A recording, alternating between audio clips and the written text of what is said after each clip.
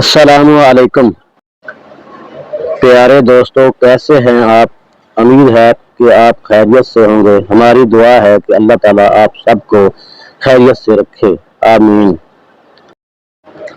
پیارے دوستو، نبی کریم صلی اللہ علیہ وسلم کی ایک چھوٹی سی حدیث پیش کروں گا۔ آپ سب لوگ اس احادیث کو یاد کر لیں اور دوستوں کو بھی شیئر کریں۔ بسم اللہ الرحمن الرحیم۔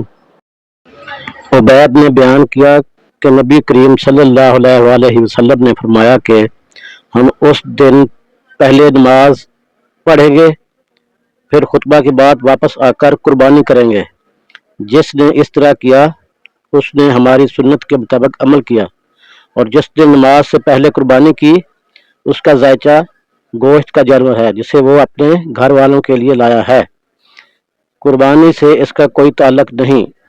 ایک انصاری رضی اللہ عنہ جن کا نام ابو ہریرہ بن نیار تھا کہ یا رسول اللہ صلی اللہ علیہ وسلم، میں نے تو نماز سے پہلے ہی قربانی کر دی، میرے پاس 1 سال کی پٹھیا ہے جو دوندی ہوئی بکری سے بھی اچھی ہے۔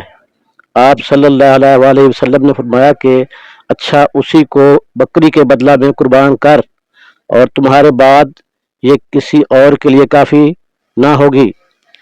صحیح بخاری، حدیث نمبر 965۔ پیارے دوستو، مزید اس طرح کی ویڈیوز کو دیکھنے کے لیے چینل کو سبسکرائب کر لیں۔ برائے مہربانی ویڈیو کو لائک بھی کریں۔ جزاک اللہ، شکریہ۔